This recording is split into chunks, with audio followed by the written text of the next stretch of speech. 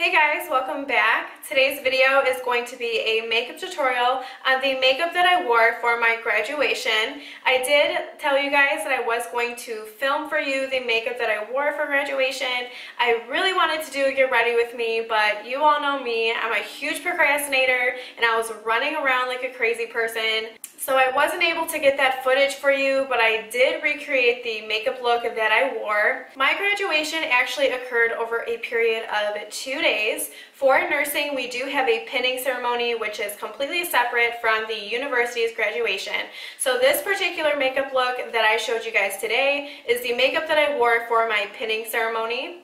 So I am planning on doing a part 1 and part 2 for graduation makeup because I did end up doing a different eyeshadow look for graduation day. For that particular video, I will show you guys the outfit that I wore for graduation, so make sure to stay tuned for that video. I wore a lot of white for my graduation and pinning ceremony, so I kind of wanted to bring my look to life with a little bit of color in the eyes. So that's what we did today. I did use a lot of pink and rose tones for the eyeshadow. So I really hope that you guys enjoy it. If you are new to my channel, then welcome. I hope you're here to stay. Don't forget to like this video, subscribe to my channel, and hit that bell button down below. That way you are notified every single time I upload a video. And if you guys are interested in seeing how to recreate this look, then just keep watching. Alright guys, so we're going to get started. I would highly recommend for any special event to do your eyeshadow first. The reason why is because you will have a very easy cleanup process in case you have any fallout underneath your eyes. And the second reason why I suggest doing your eyeshadow first for a special event is because you want your foundation to last as long as possible. I did want to give you guys that tip, but because I personally like having my foundation on first while I'm filming, I am going to go in with my primer and foundation first for this video. In my last video, I mentioned that I haven't been wearing primer recently, but I made sure to wear primer for graduation just because I wanted my skin to look as smooth as possible, and I also wanted my foundation to last as long as possible as well. So the primer that I used was the Smashbox Photofinish Primerizer. I love this primer because it smooths out your skin and it also hydrates, so it acts as a 2-in-1. At first you would think that oily skin wouldn't be able to use this because it is so moisturizing, but if you have oily skin, then I would highly recommend after your skincare, skip your normal moisturizer and just prime and moisturize with this and you're good to go. If you have dry skin, you can probably get away with using your normal moisturizer and then putting this on once everything absorbs. For me, I just cleansed my skin and then now I'm going to moisturize with this. Just rub it into the skin like I would any normal moisturizer. So now that that's applied, we're going to let it absorb and really dry down before we apply our foundation. I was thinking about purchasing a new foundation for graduation. However, I kind of thought about that and I figured that it would be the smartest decision to use a foundation that I already knew worked well for me. So the foundation that I used for graduation was the CoverGirl Vitalist Healthy Elixir. This is in the shade 750, which is creamy beige. So I personally like this because it has a very natural finish. It's not too matte, it's not too dewy, and because of that it works very well with my combination skin. It doesn't cling on to any of my dry patches, but it also lasts a pretty long time since I get oily throughout the day. Of course, putting a primer down first will help with the longevity of your foundation. So I'm going to put a couple pumps on the back of my hand and then apply it to the face using a flat foundation brush. When I apply this to the face, I am going to apply it in a thin, even layer. And we're only using this brush to apply the foundation, not to blend it out, because we are going to go in with a beauty sponge. The beauty sponge I'm going to blend this out with is the actual beauty blender. If you guys are on a budget, I highly recommend the green EcoTools beauty sponge. That is phenomenal. Blending your foundation out with a damp beauty sponge is going to absorb any excess product.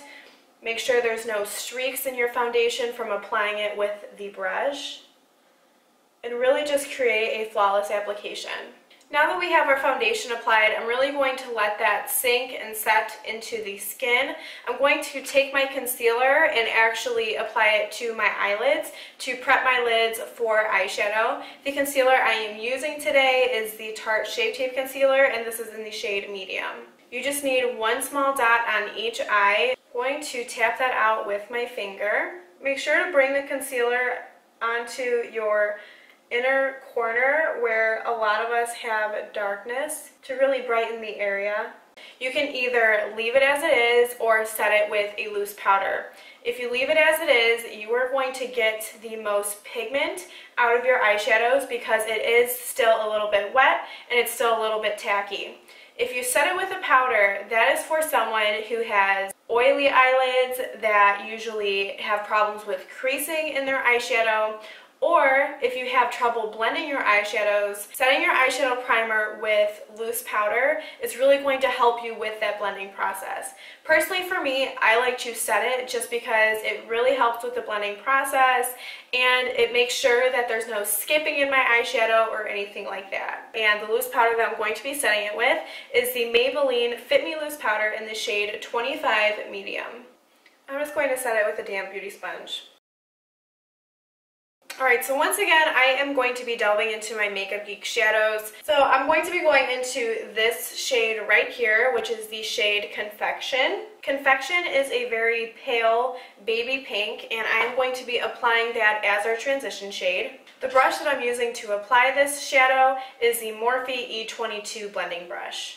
With every single eyeshadow that you apply, always build it up to the pigmentation that you desire.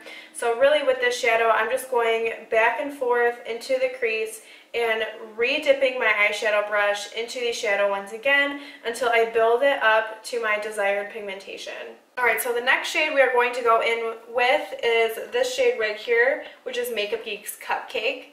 And this is a matte mauve pink shade, and we are going to be applying it to the crease with our Morphe E17 blending brush, which is a little bit smaller from the previous blending brush that we just used.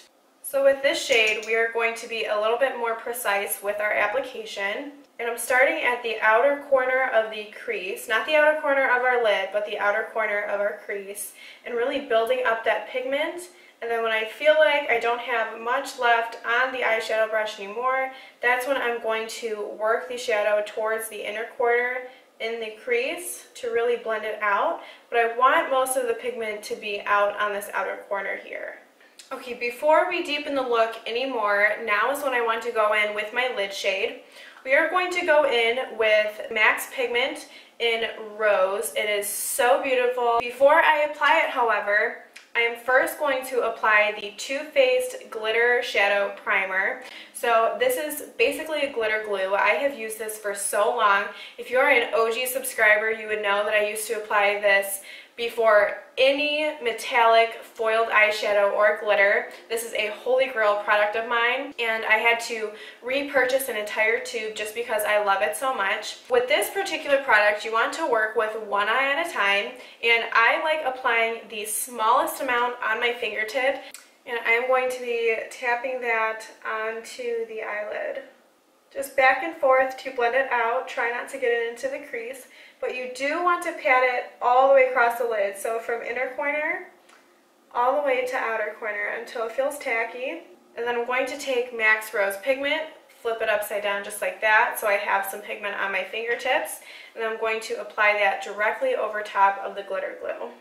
This pigment is absolutely beautiful. It has a rose base, but it has almost like a golden orange sheen to it. So now I really want to make this look a little bit more vibrant and a little bit deeper in color. So I am going to be going into ColourPop's Stay Golden, which is a beautiful deep pink. I believe this is one of their original shades when they first launched their pressed eyeshadows. So if you haven't seen my ColourPop pressed eyeshadow swatch video, I swatch at least 20 different eyeshadows on my eyes. I will link that down below in the description box in case you guys haven't checked it out. But the brush I'm going to be using to apply this today is the Sigma E25 blending brush. It is the dupe for the MAC 217. I'm going to be placing this brush sideways on the outer corner of my crease and running it back and forth onto my outer V to really keep that dark pink shadow on the outer corner and prevent us from really darkening the look and closing off the eye. So once you apply it to your outer V, slightly bring it up into the outer crease here just to really blow out that eyeshadow. Right now I'm going to go off camera and apply my liner, mascara, and lashes. But I do want to show you guys what I'm using. So the liner that I used was the Inglot gel liner in number 77. So I'm adding 1 drop of this Inglot Duraline to the Inglot number 77 gel liner. To apply the gel liner, I'm going to be using the Morphe B46 liner brush. It is one that looks like a very fine paintbrush. This is personally my favorite gel liner brush to use instead of an angled one. I personally find that I have more control over the liner with this brush.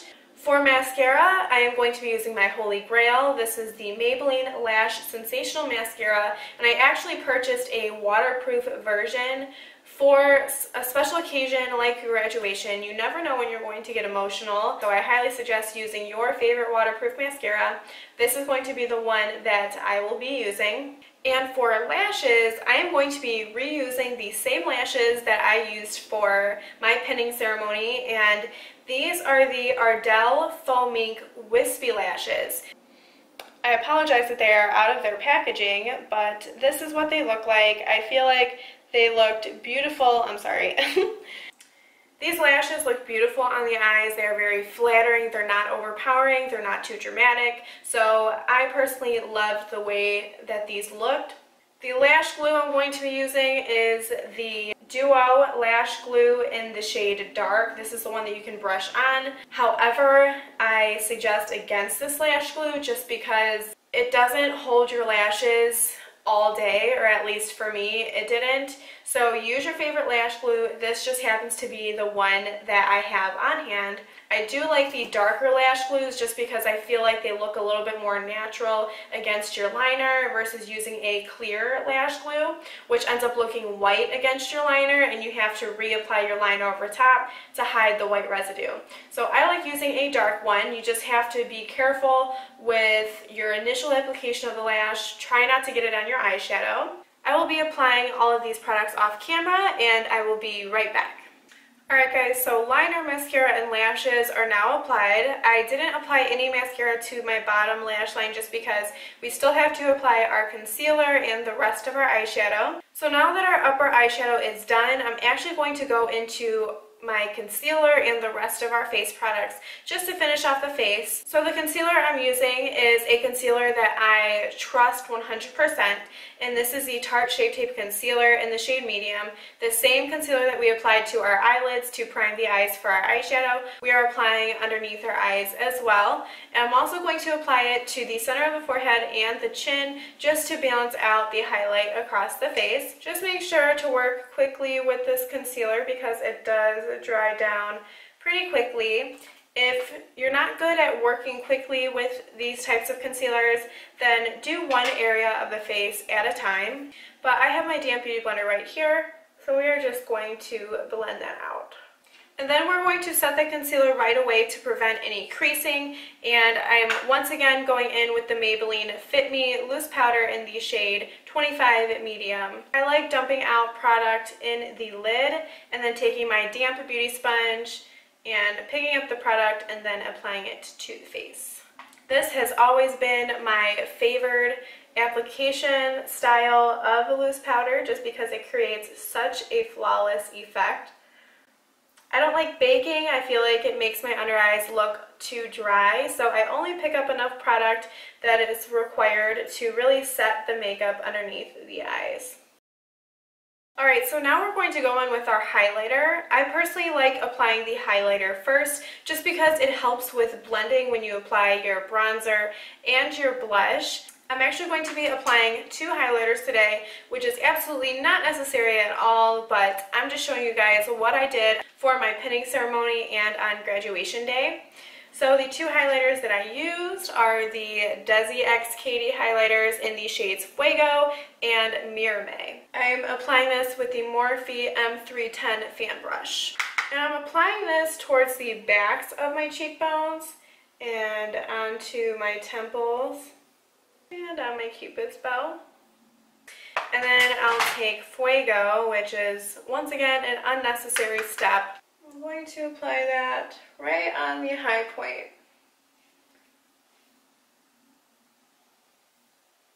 Next I'm going in with bronzer, and this is the Physicians Formula Butter Bronzer in the shade Deep Bronzer.